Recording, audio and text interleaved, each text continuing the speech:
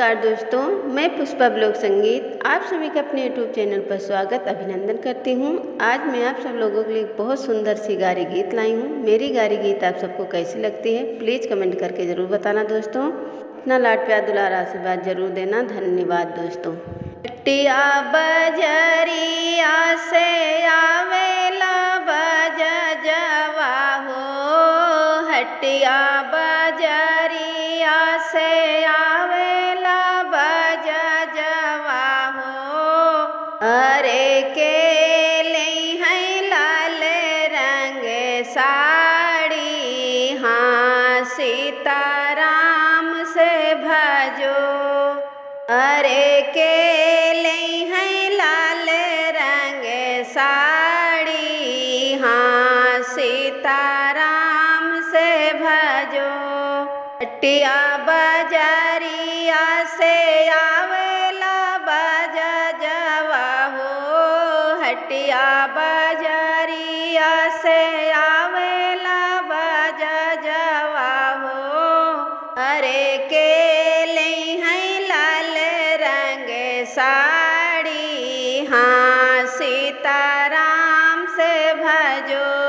अरे के ले हैं लाल रंग साड़ी, हाँ सीताराम से भजो।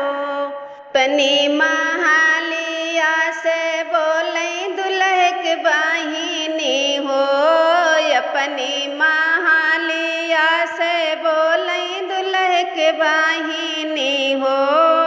अरे हम ले बैलाल रंग साड़ी, हाँ सीताराम से भजो। अरे हम ले बैलाल रंग साड़ी, हाँ सीताराम से भजो।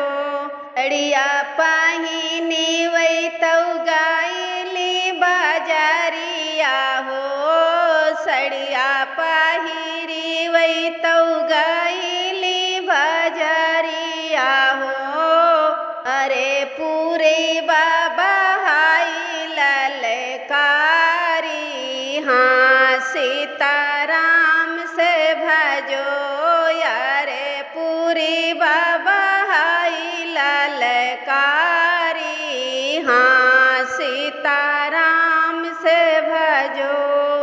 अड़िया तो उड़ गई उनकई काशी बनारस हो, सड़िया तो उड़ी उनकई काशी बनारस हो। अरे चोलिया तो गंगा जी के पार, हाँ सीताराम से भजो। अरे चोलिया तो गंगा जी के पार, हाँ सीताराम से भजो। सड़िया तो पावई उनके पुलिस दरुआ हो, सड़िया तो पावई उनके पुलिस दरोगा हो।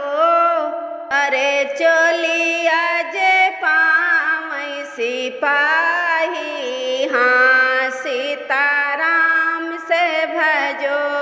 अरे चोलिया में पावई सिपाहिया, हाँ सीताराम से भजो।